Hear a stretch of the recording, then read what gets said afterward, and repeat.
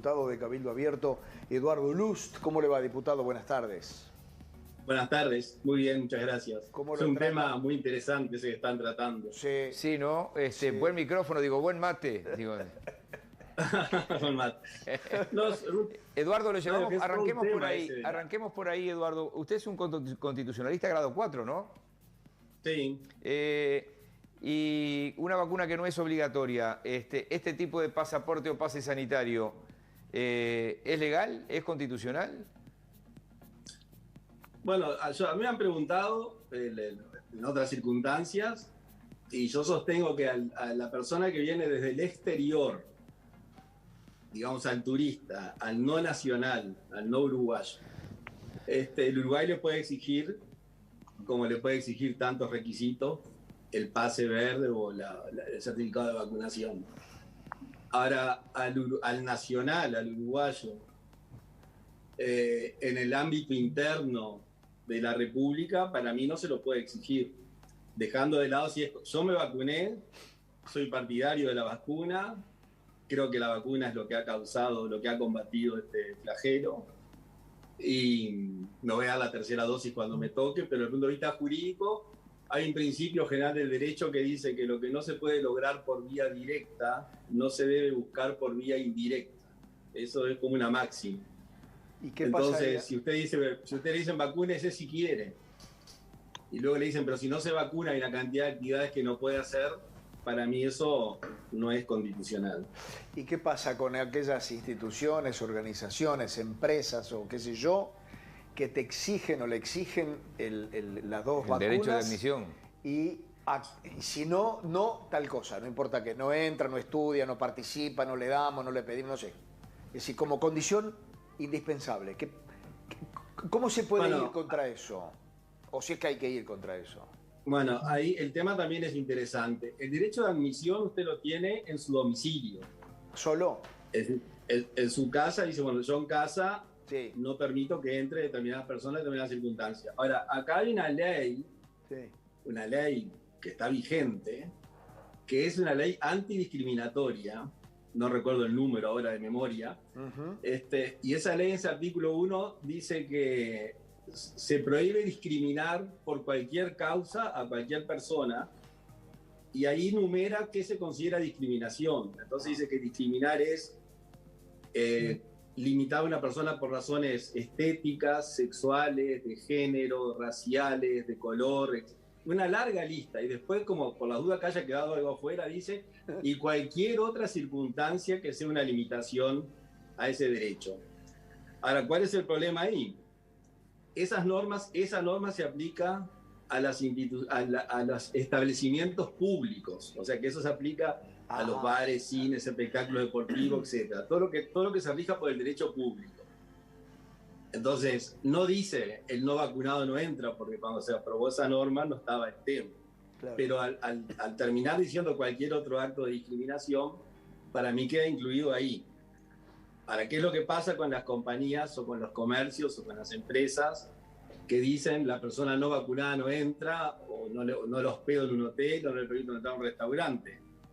Bueno, eso me parece que es una situación de hecho.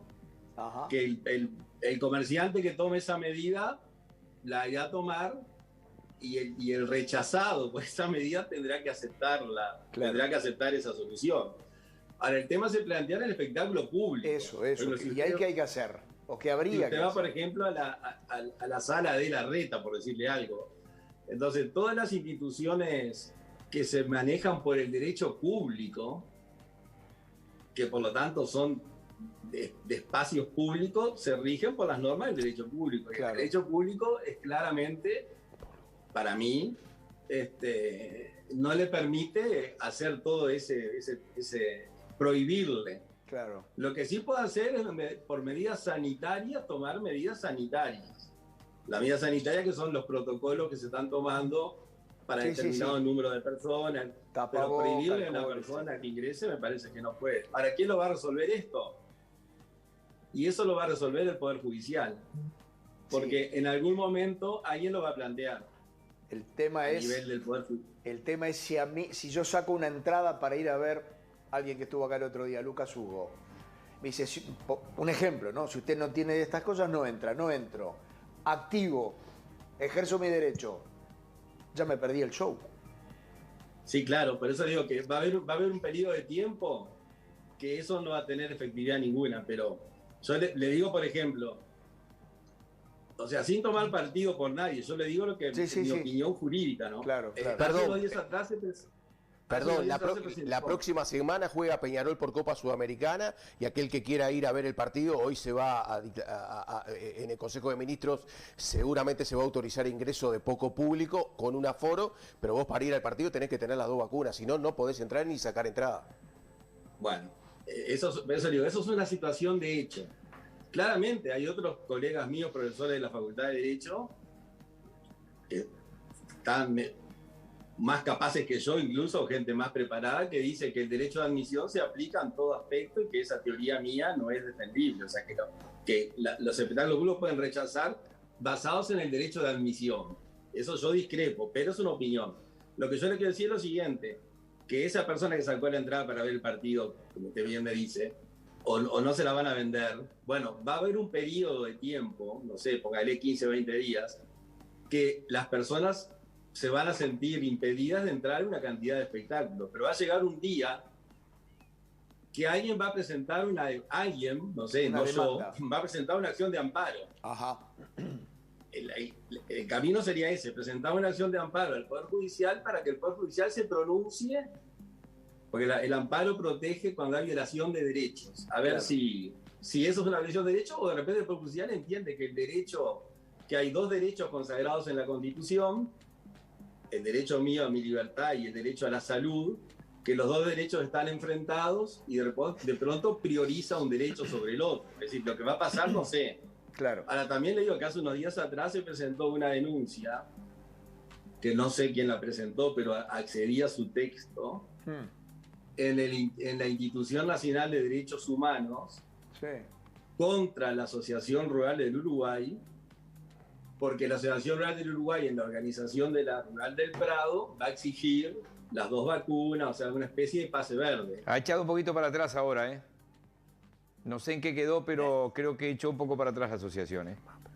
Bueno, no sé, yo lo tomaba como el único antecedente que conozco que un grupo de personas han recurrido a una institución que tampoco sus veredictos son obligatorios, es orientativo. Sí, obviamente. Pero a mí me parece que la discusión es esa, es decir, el derecho constitucional lo soluciona esto. Cuando hay 2 derechos consagrados en la Constitución y los 2 tienen el mismo valor formal porque están en el mismo documento desde el punto de vista orgánico, los 2 en la Constitución, pero se contradicen entre sí, ¿quién pesa? Hay que buscar una solución. Usted no puede decir, bueno, están los 2 vigentes. Usted tiene que optar por el que tenga más valor o el que proteja un derecho más importante. Entonces ahí podría suceder que uno diga, bueno, yo estoy defendiendo mi libertad, pero podría suceder que el Poder Judicial dijera, bueno, pero yo estoy protegiendo la vida, y la vida es el primer derecho por sobre la libertad, entonces eso es admisible porque la Constitución lo ampara. Pero yo lo que le digo una opinión desde un punto de vista teórico, del momento que hay una ley, del momento que hay una conducta que no es obligatoria, no le pueden exigir que usted cumpla un requisito que la ley no le obliga a hacer. Esa es la posición primera. ¿Cuándo se va a resolver esto? Y bueno, cuando alguien presenta una denuncia en el Poder Judicial y el Poder Judicial en primera instancia resuelva, y cualquiera sea el resultado de ese juez de amparo, que seguramente va a ser ahí, va a haber una segunda instancia, un recurso, que será la última palabra del Poder Judicial, y ese tribunal es el que sentará la jurisprudencia. Y a mí me parece que ahí se soluciona la discusión. Por ahora es una discusión teórica, digamos. Doctor, ya que estamos en esta especie de clase de Derecho Constitucional, para terminar, una vez que se decida esto, ¿es caso a caso o el precedente sirve para todos los demás? No, es caso a caso. O sea, el Poder Judicial no toma ninguna sentencia con efecto general. Pero esa sentencia, póngale que se presenten 8, 10, 12 o 15 casos en diferentes turnos. Sí. Va a llegar un momento que va a haber una jurisprudencia mayoritaria, o sea que los jueces van a orientarse hacia una solución. Bien. cuando hace una jurisprudencia constante de que hay una solución que es mayoritaria que la otra, es la que va a quedar instalada y ya nosotros los ciudadanos vamos a saber que el organizador del espectáculo que impide nuestro ingreso, que no es mi caso porque yo cumplo los requisitos, pero aquel que no los cumple no va a tener la defensa de invocar ese derecho, va a tener o quedarse la vacuna o no ir al espectáculo. Bien, lo habíamos invitado por otro tema, pero bueno, como decía, teniendo un profesor de Derecho Constitucional... no, pero además es un tema que tengo que llegarle a todos. Aprovechamos... Hay 3 millones de interesados. Aprovechamos. Le adelanto que si todos los diputados tuvieran ahí medio un estudio como tiene usted ahí en su despacho con esta calidad de imagen y de audio, no invitamos a nadie más al estudio, ¿no? Se quedan todos sentaditos ahí. Así que lo felicito a usted o el que le instaló eso porque suena muy bien, se ve muy bien, las dos cosas. Que es yo lo que tengo es un teléfono y un pie, no sé cómo denominar, un trípode. Lo compré y coloco el teléfono ahí, nada más. ¿Y el audio tiene un micrófono adicional o es el del micrófono del teléfono? No, es el micrófono del teléfono. Ah, bueno, después me pasa por privado a ver qué teléfono es. Es buenísimo, es increíble, porque a veces pasa que tenés flor de equipo y no te anda nada. Claro, y yo tengo un teléfono, yo tengo un teléfono nada más. Incluso más le digo, el pie ese que estoy utilizando me costó 900 pesos. Bueno, muy bien. 3 cuotas. No, es un chiste interno de Vayamos al tema que tiene que ver con el referéndum. Estamos en el medio de la contabilización de las firmas. Es prácticamente un hecho por la cantidad de firmas excedentes, pero habría que verlo. Pero tomemos como que sí. Y usted ha iniciado una vez más, como ha hecho con otros temas, una serie de audios que se pueden encontrar viralmente en WhatsApp y los estoy viendo también en YouTube, en un canal suyo. Primera pregunta. Supongamos que el referéndum se hace. Algunas son novedades, pero para que le vaya quedando clara a la gente. Supongamos que haya referéndum. En este caso específico va a haber 2 papeletas, una por sí y una por no. ¿Cómo es esto? Sí, el referéndum seguramente va a ser en abril del 2022, según mis cálculos, puede ser un poco antes. La ley que reglamenta el referéndum lo crea la Constitución en el año 67 a nivel nacional. Lo había creado a nivel departamental en la Constitución de 1918. Y a mediados, el primer referéndum que se hizo acá fue el de la ley de caducidad. Fue tan complicado hacerlo, o sea, dio tanto trabajo a la Corte Electoral que con buen criterio el Poder Legislativo a mediados de los 90 resolvió reglamentarlo, o sea, dictar una ley que estableciera cómo se hacía un referéndum. Entonces, esa ley lo que dice es que cuando se vaya a realizar el referéndum, que es cuando se alcance el 25% del cuerpo electoral, o sea, de las firmas, la Corte Electoral va a señalar un día domingo, el referéndum va a ser obligatorio, el plan circuital va a ser el mismo que las elecciones nacionales, o sea, donde usted votó la última elección le va a tocar ir al referéndum, y ahí va a haber 2 papeletas, una por el sí y otra por el no. Entonces una diferencia con la reforma constitucional, que en las reformas constitucionales está solamente la papeleta del sí, o sea que el que no quiere que la Constitución se reforme no deposita ninguna papeleta.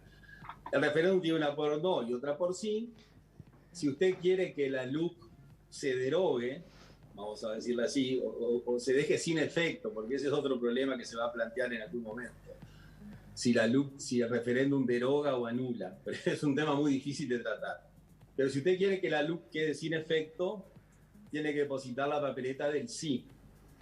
Y si quiere que la LUC continúe, va a tener que depositar la papeleta del no o poner el sobre en la urna sin ninguna papeleta, lo que implica un voto en blanco. Y el voto en blanco suma al no. Es decir, que para votar no, o coloca la papeleta del no o coloca el sobre vacío.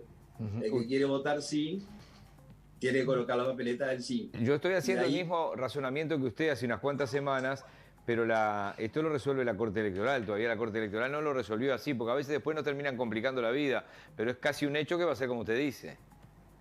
No, porque eso lo dice la ley. Sí, pero después le van a poner color a las hojas. ¿Eso dice la ley? No, la ley no habla de color.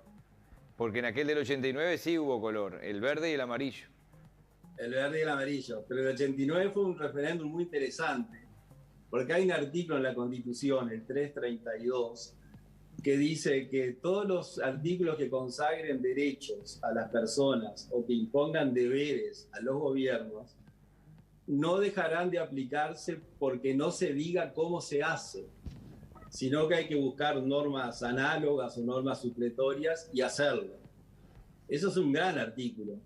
Ese artículo permitió que el referéndum del 89, que el constituyente del 67 dijo el 25% de los inscritos podrán presentar un referéndum y no dijo más nada, se pudiera hacer. Entonces la Corte inventó un sistema que fue muy bueno, por otra parte. Ahora, posiblemente la Corte ponga en la papeleta del sí, la papeleta del no, y le ponga algún color también. Si no. La ley no lo obliga a poner colores, la ley lo obliga a poner sí y no.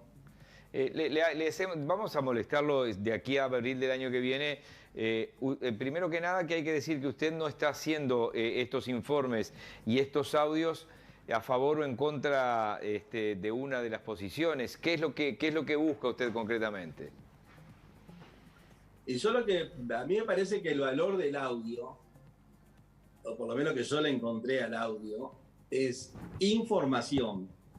Entonces, todos los dirigentes políticos, los activistas sociales y todas las personas en general van a tomar partido por la LUC o en contra de ella y van a dar con toda legitimidad, y me parece perfecto que así sea, un discurso, una opinión a favor de la postura que tomen.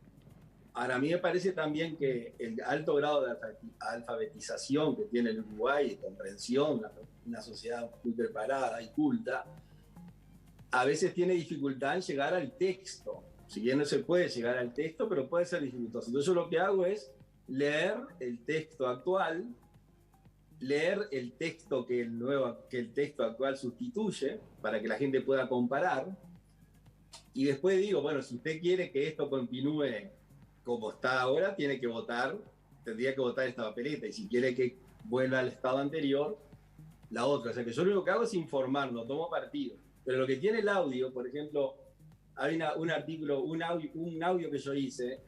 El artículo dice, sin perjuicio de lo que dispone el artículo 57 de la Constitución, y después continúa el texto.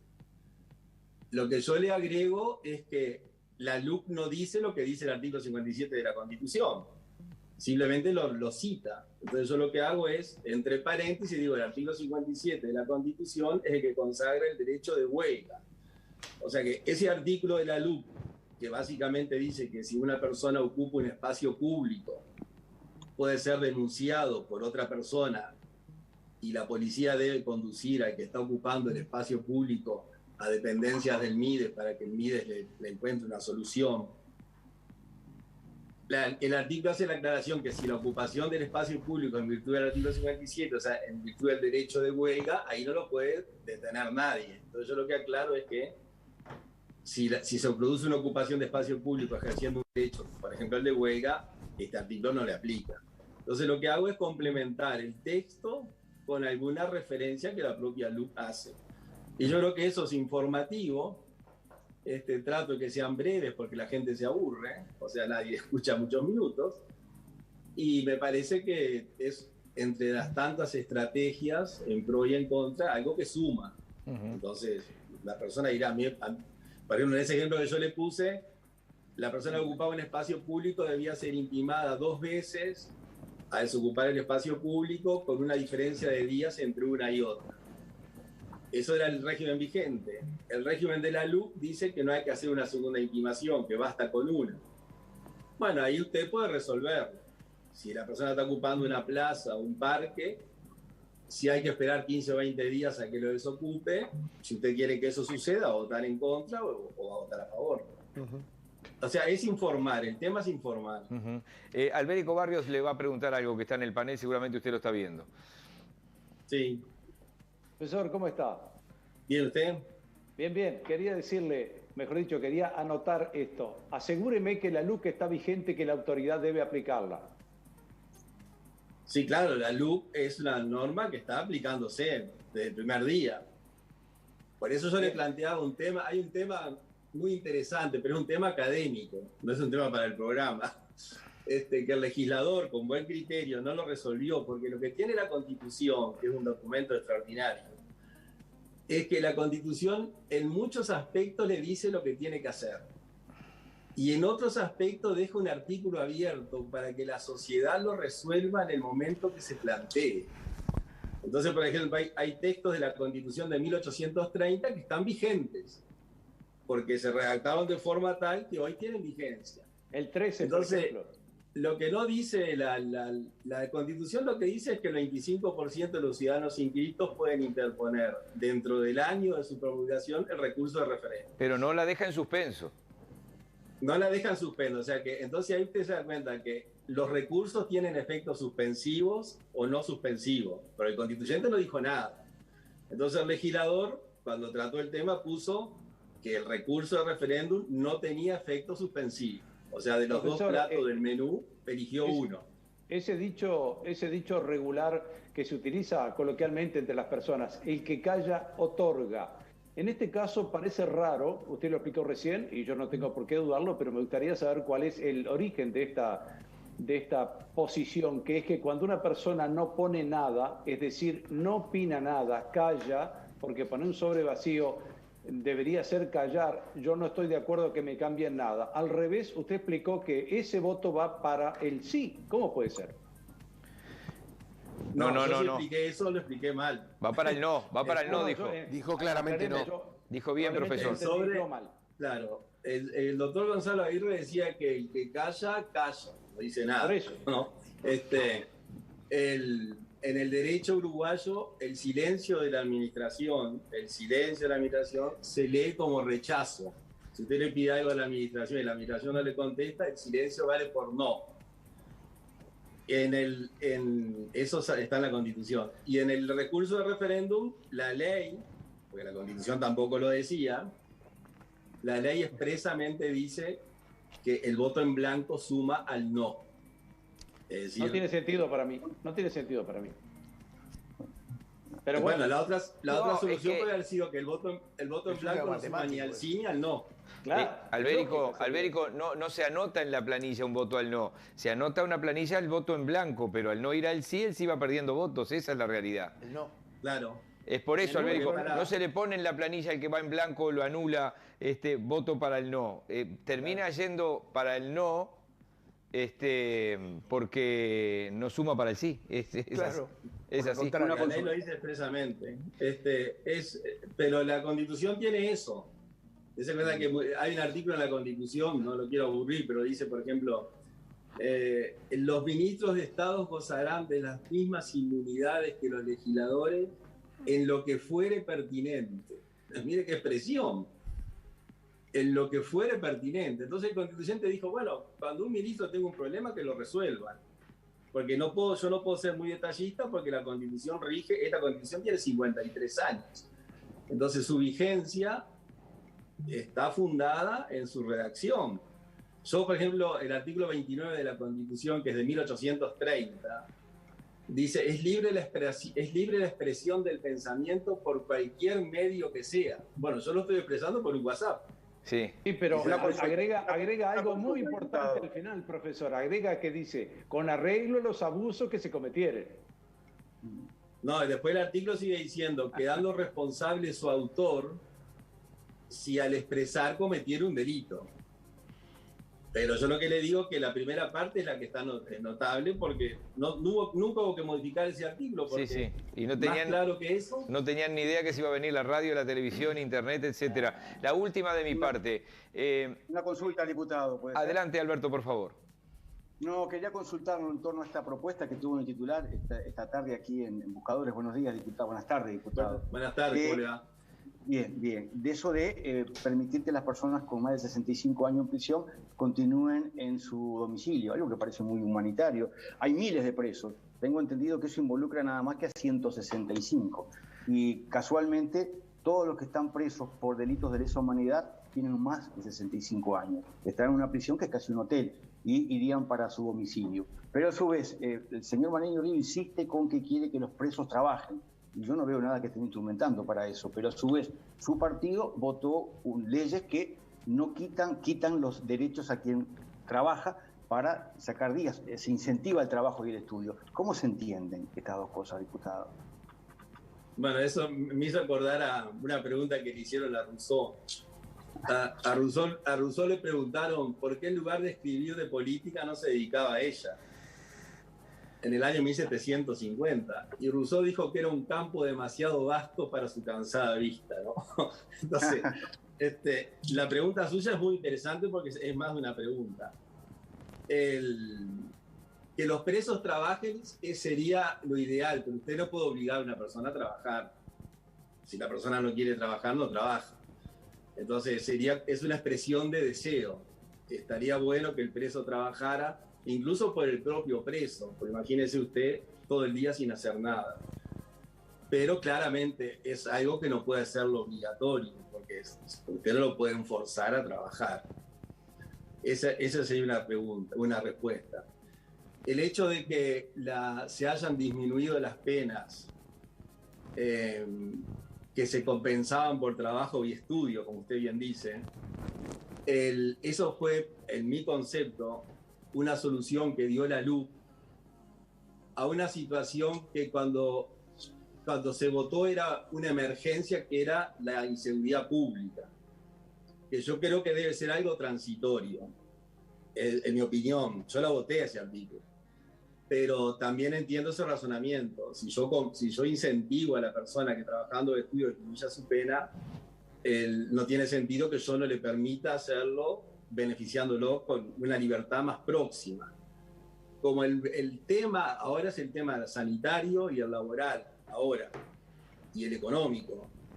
Pero en ese momento el tema, yo diría que convocaba, era la inseguridad pública. Entonces me parece que se quiso dar un mensaje de endurecimiento del sistema, que claramente hoy no se justifica. Yo creo que eso, públicamente lo digo, pasado ya a un lugar secundario, la inseguridad pública, no sé si producto de la LUC o de la epidemia o de las dos cosas, se tendría que rever, porque claramente las cárceles son para rehabilitar a las personas, si bien no rehabilitan a nadie. Pero en el caso que le pregunta Alberto Silva de que quedarían fuera quienes cometieron delitos de lesa humanidad con anterior al 2006, ¿usted está de acuerdo con este proyecto de Cabildo? Bueno, mire, el proyecto de Cabildo, le soy honesto, ese es un tema que se ha hablado en Cabildo. Aunque yo le digo que el texto ese no lo conozco, le digo la verdad. ¿Usted sigue integrando Cabildo o está fuera en un sector aparte? No, yo integro Cabildo Abierto, pero es un tema que dentro de Cabildo se ha hablado, en buscar una solución, se ha planteado muchas veces, pero nunca, no tuve oportunidad de acceder al texto, la redacción de ese proyecto que usted me dice. Pero parece el chiste de la tarde. El chiste de la tarde. Tienen a un constitucionalista, ni Maní, ni Ríos, ni Domenech, ni Lozano lo consultan. No, el tema lo hablamos claramente. Si se podía presentar un proyecto con ese contenido, claramente se puede presentar un proyecto. Además, es una solución que yo diría que es muy común en el derecho comparado. Personas de 70 años, 65 años, etcétera, que cumplan prisión domiciliaria. Eso lo hablamos, el texto yo no participé en la redacción, pero ahí está. Le voy a contestar la pregunta puntual. O sea que si tuviera el texto enfrente le diría, mire, pero no tuve oportunidad de verlo, incluso más le digo por un tema también personal, que hace unos días que estoy dedicado a un tema familiar y al tema de la rendición de cuentas, y si se hizo estos días no tuve. Bien. Estuve presente, pero no sé. Le quiero sí. No, el delito de lesa humanidad es un tema muy interesante, porque es lo siguiente. Los delitos de lesa humanidad fueron consagrados por ley. Es un delito aberrante, diría yo, ¿no? El delito de lesa humanidad. Tienen recepción en derecho positivo desde el año 2006 en el Uruguay. Antes no tenía una consagración de derecho positivo. O sea que la figura de la lesa humanidad, si bien existía a nivel internacional, no teníamos en el derecho interno. Entonces, ahí hay una discusión si se aplica o no se aplica. La ley que crea los delitos de lesa humanidad, la Suprema Corte de Justicia la declaró inconstitucional, diciendo que los delitos que cometieron los militares fueron delitos, pero no de la categoría de lesa humanidad. Entonces hay una discusión también ahí. Ahora, el proyecto, porque yo no accedí al texto, les digo honestamente, dice que deja fuera homicidios. Sí, violaciones. Yo tengo las excepciones acá. Bueno, entonces en esas excepciones, claramente los que estén condenados por delitos que están en esas excepciones no se van a beneficiar de esa ley. No, lo que pasa es que dice a texto expreso, en las excepciones, plantea algunas excepciones como, mire, se exceptúa la violación y el homicidio agravado, salvo en los casos en los que haya transcurrido 2/3 de la pena, y también se exceptúan los crímenes y delitos cometidos, contenidos en la ley 18.026 del año 2006, que se hubieran cometido con posterioridad a la fecha de entrada en vigencia de la referida ley, es decir, los delitos de lesa humanidad cometidos luego de 2006. Todos los torturadores que hoy están presos tienen más de 65 años, por lo que no quedan exceptuados y esta medida recaería sobre ellos. Claro, entonces lo que dice el texto es que si usted comete un delito a partir de ahí en adelante, no lo beneficia. Si lo cometió antes, lo beneficia. Exacto, por eso era la pregunta de Silva. La pregunta, entonces, lo que yo le contesto... La pregunta es si es una ley con nombre y apellido. No, eso lo metí yo. Bueno, sí, bueno, eso yo no se lo podría decir. La verdad, honestamente, digo que yo siempre soy muy franco en contestar las preguntas. Sí, sí. Contésteme la última, que ha sido tan didáctico que se nos fue el tema.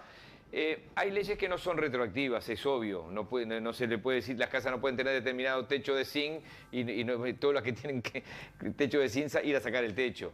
Eso es muy claro. Ahora, un jerarca del Ministerio del Interior dijo, si se derogan los artículos que están propuestos derogar de la LUC, entre ellos los del capítulo de seguridad, hay muchos de los que están presos hoy que si se deroga hoy, mañana salen libres. ¿Cómo es esto? Y bueno, mañana salen libres por lo siguiente. Lo que usted dice, las leyes no son retroactivas. Incluso es uno de los principios en que se funda la defensa de algunos de los militares que están presos, que se le aplican leyes posteriores.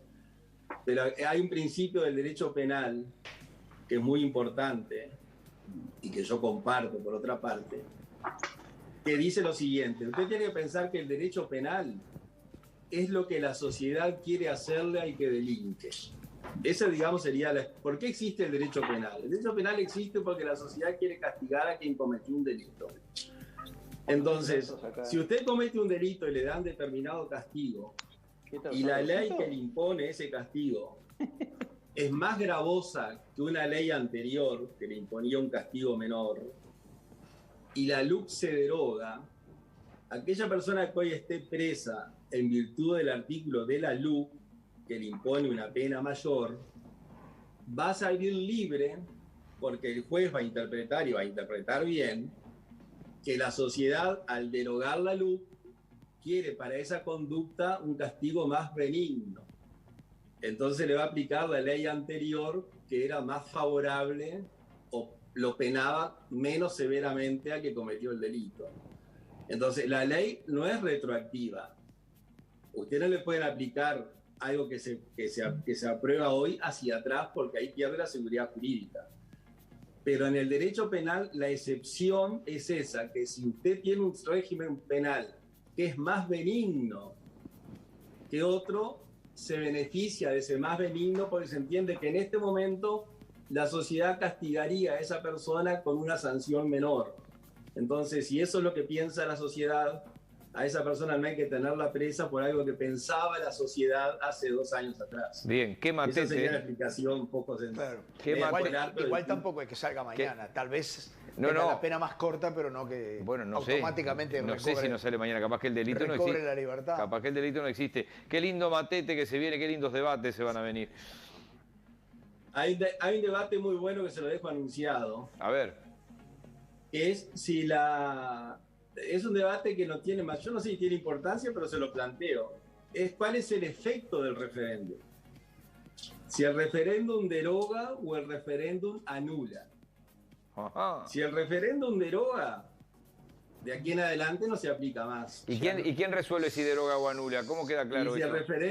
Si el referéndum anula, tiene efecto retroactivo. Y bueno, ¿quién lo resuelve? Va a ser aquí hay otro tema. La Constitución no dice quién lo resuelve, pero todos los temas estos son competencia de la Corte Electoral. O sea, ¿cómo quede redactado? ¿Cómo quede redactado claro, también? Yo diría que la posición mayoritaria, o sea, la que todo el mundo acepta, es que el referéndum deroga. Deroga, claro. Es decir, no anula. Si de aquí en adelante no se aplica más. Y hay otros que dicen que no. Si usted me permite 3 segundos, le pongo un ejemplo. Dele.